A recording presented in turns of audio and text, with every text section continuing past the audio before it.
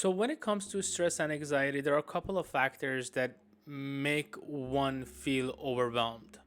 I know I want to bring this topic to you guys, and this is going to be a little bit of a longer video because I want to dive really deep into the reason stress and anxiety exist.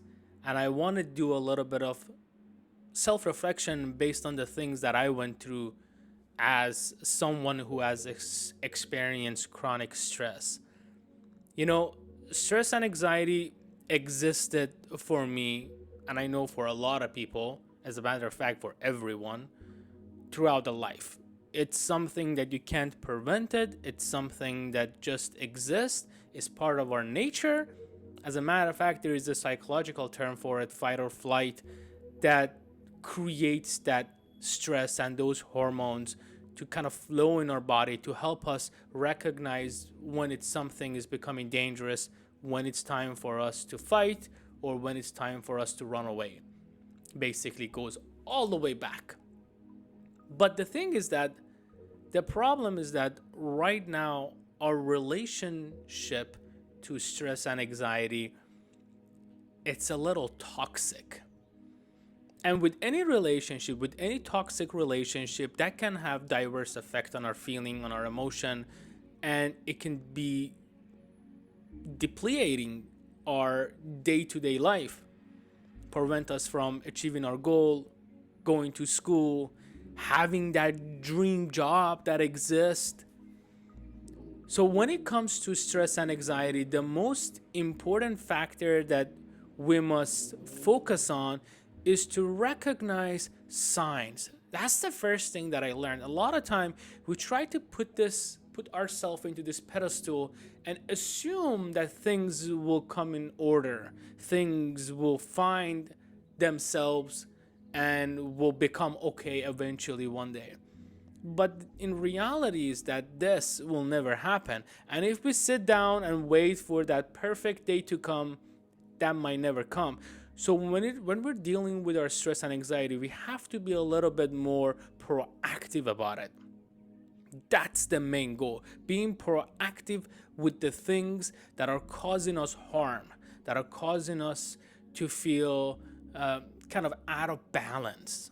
And the first step is called self reflection and self understanding. And the concept of self reflection and self understanding is the most important key factor when we're dealing with stress and anxiety. Because the more you understand who you are, the more you understand the things that matter to you, the better you'll be able to equip yourself with the tools needed to kind of cope with it. Now, the goal is not to just imagine it as it doesn't exist. The goal is to recognize it, understand it, and actually cope with it. Because stress is not a bad thing. A lot of time you feel that, oh my God, I just wish I never had stress. Well, that would be horrible. Just imagine if you didn't have stress. Will you go to school? Will you go to work? Will you go shopping? I bet you the answer is no, because then everything is right there and then. So stress gives us motivation. And when it comes to our mind, we have to kind of retrain our brain into giving them the tools that it needs so it can recognize that stress is not that big of a demon, but rather stress and anxiety is something that can empower us to take the next step. So the first thing that we have to do, going back to it, is to just reflect on yourself. Reflect on the things that gives you stress. Write them down. Take one step at a time. Get a pen and paper. You don't have to be that detailed about it, because I know writing can be very challenging and difficult, especially if you have hundreds of other things to do. It can be very, very demotivating, and sometimes you forget about it. But here's the thing. Do not write using your phone. It's important that if you're trying to make that list, have it to be something tangible, something that you can touch, something that you can feel. Now, this exercise for some people might be triggering and might result in a lot of other feelings or past traumas coming up. So it's important that, again, you have to be kind of aware of who you are And if you feel that those triggers, those might cause triggers or past traumas coming up, it's important to seek further help to create that list, or make that list with a loved one that they can guide you through it. But that's the first step. And when you're done with this, now you have a blueprint of kind of what's giving you that stress and that anxiety. And then it comes to second step, which is for us to sit down and kind of go through those one by one. And again, this is not something that can happen overnight. So don't feel like, okay, I gotta do this right now and finish it. No, this is something that requires a little bit of time. But the next step is to go through those things one by one and try to come up with things that either we have done about them, we are doing for them, or we are planning to do. So it has to, each one kind of comprises into 3 different categories: what I have done about it, what I'm doing about it, and what I'm planning to do. So let me give you guys an example for it. So for example, I am stressed for my future career. I'm not happy about the job that I'm doing. I'm not happy with my pay scale. I'm not happy with my current coworkers. So this is something that gives me stress. So the first thing I'm going to do, I'm going to write this down. My current occupation or my current job is giving me a lot of stress. This is one of the things that I wrote down. Now, I'm going to dive deep into it later on in the next phase of it, in step 2, and I'm going to kind of come up with 3 things, 3 category of things, what I have done about it in the past. So for example, in that category, I will write down that for my job, I have gone to school, I have got a degree, and I have got a certificate, or I have finished a training. So I'm going to write these things down on what I have done about it. What I'm doing about it is that right now I'm working on my cover letter, and I'm working on my resume, and I'm building my LinkedIn profile. This is something that I'm actively working on right now. And then what I'm planning to do is that later on I'm going to write down, okay, now I have done those things in the past, I'm doing these things right now, and in the future I'm planning to kind of look for those jobs, to apply to as many positions as I can, to link with individuals in LinkedIn, for example, to find references, and to connect with my colleagues to see if there is other opportunities available.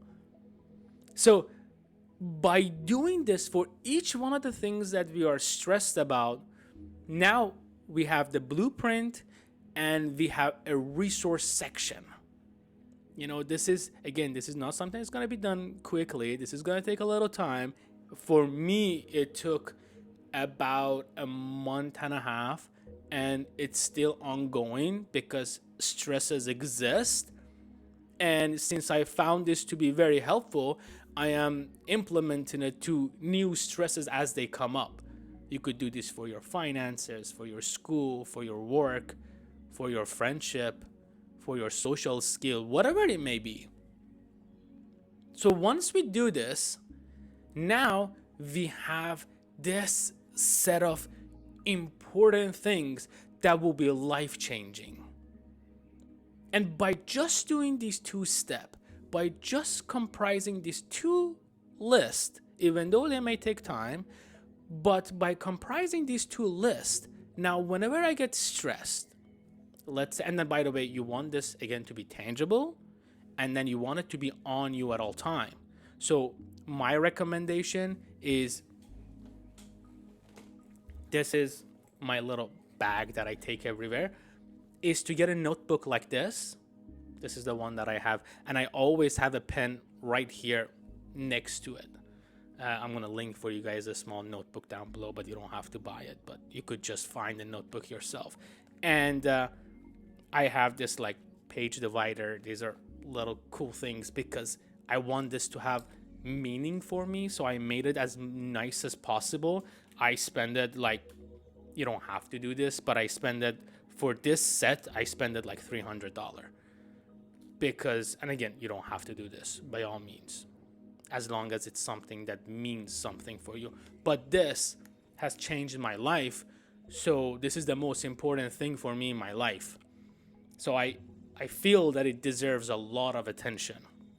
So in this little book, with this pen, every time a stress comes, I write it down and then I write 3 sections to it. So let's say today I'm doing my work, minding my own business, and all of the sudden this wave of emotion comes into me and I feel stressed. I feel anxious. And I ask myself, okay, what am I so stressed about? And then I realize that I'm stressed about payments. I'm stressed about finances. So I'm going to simply open my book without even thinking. Go to the section that I have wrote about my finances. And then I'm going to say, okay, I'm stressing about finances. Here's what I have done. Here's what I'm doing. Here's what I plan to do. Now, in the meantime, if I come up with another solution that I could do, let's say I'm watching a TikTok video or an Instagram video, I'm like, oh, this is a great idea. I could implement this in my writing skill or my schoolwork. I'm just going to add to it. But once I look at it, once I read what I have planned for myself, and once I understand what is it that I'm doing, now I coped with stress. And that stress, instead of taking all my energy, it's going to give me motivation because I have resources to go further. I'm going to say, okay, I'm stressing about that. I have done this. I'm working on this. Okay, let's work on this task right now. Let me just do this right now. Just take one little tiny step right now to get myself closer. So now we're solution focused. We're focusing on the solution. We're focusing on the result. We're focusing on our future plan. So instead of just consuming our energy, now we're more open. We're more inviting to it. So be inviting to your stresses, be inviting to your anxiety. Don't let it take away all of your energy because that's not fair to you. You have done a lot in your life. Like it or not, if you agree with it or not, it doesn't matter if you agree with it or not. Every single one of us have done millions of things. And I'm sure there are ways that we could categorize them into steps or into things that can be used in our benefit rather than categorizing and just putting them aside and just telling ourselves, I'm not doing anything in my life. I'm not worthy. I haven't done anything. I haven't accomplished anything. And then finally, the last step of this beautiful book is that we're going to have a section for accomplishment. That's usually at the end of the book, like 10 pages before the book is finished. I put a section for accomplishment and I wrote it down, accomplishment. And every time that I accomplished a task that I was planning that caused me stress and anxiety, I will write it down. Also, I'm going to write down everything that I have accomplished in my life. So the next time that I'm overwhelmed that I haven't done anything, I'm just going to go to the accomplished section of my book. And I'm going to say, damn, I'm pretty good. I don't know where I have been, but this guy right here is amazing. Now, what is this going to do? This is going to connect you with yourself. This is going to connect you with who you are. This is going to allow you to experience you in a more deeper, profound manner. Allows you to be you, the best way that you can be, without judgment, without self-criticizing yourself. Because now you have hard facts, something that you have wrote yourself, something that you came up with it yourself, that you could look into and you could learn from it. Instead of just telling yourself, oh, do you know what, I'm no good. I haven't done anything. I'm stressing over things. Stress is part of me. Stress exists. I have to be stressed. I can't accomplish anything. That's so unfair and so toxic to yourself. So take yourself out of this equation and bring reason to it. And doing this, I promise you, the moment that you do this, right away, as soon as it's accomplished, as soon as it's done, as soon as you have formed the basic of it, the couple steps of it, as soon as you do this for like a week or two, your whole life will change. Your whole perspective will change. Because I don't trust anyone by myself, neither do you nor anyone else. They might say, oh yeah, I don't trust myself, I trust other people, but subconsciously, the only one that we listen is ourselves. And if we learn to use that trust in a way to tell ourselves we're doing everything right, then we're amazing. And if you say that, oh no, I have a very bad trust issue with myself, I don't trust my judgment, the fact that you're saying, I don't trust my judgment, that's you trusting your own beliefs.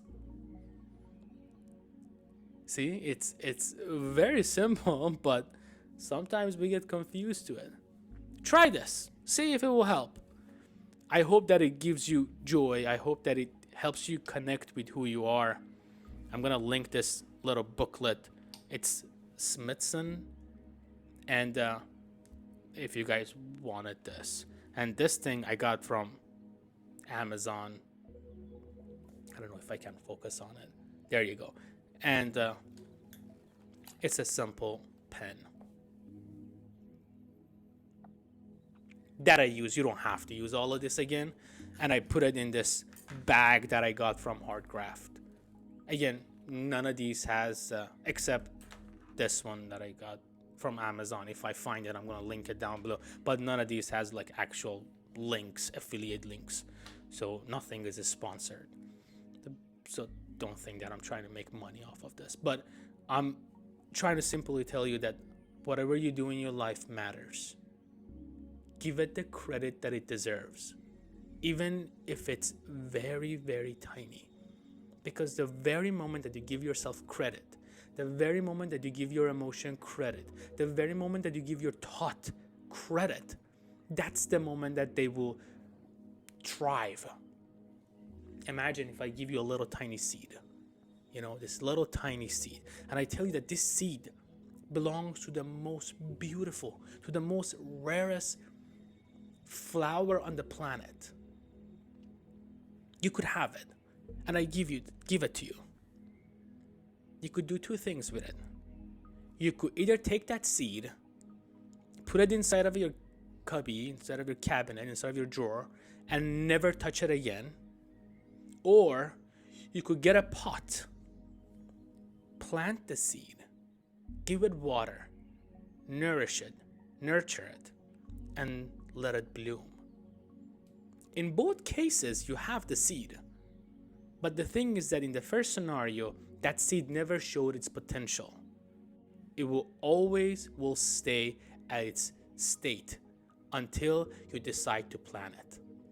The very moment that you plant it, that's the moment that seed will reach its fullest potential and will give you many more seeds for many more flowers that you could plant.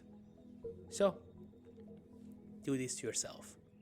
Take yourself out of that cubby, out of that cabinet, and plant yourself just the way that you want it. Because you are that precious flower. You are that precious seed. You are priceless. And the only way for you to reach your ultimate potential is to just trust yourself and just be there for you. Thank you for watching.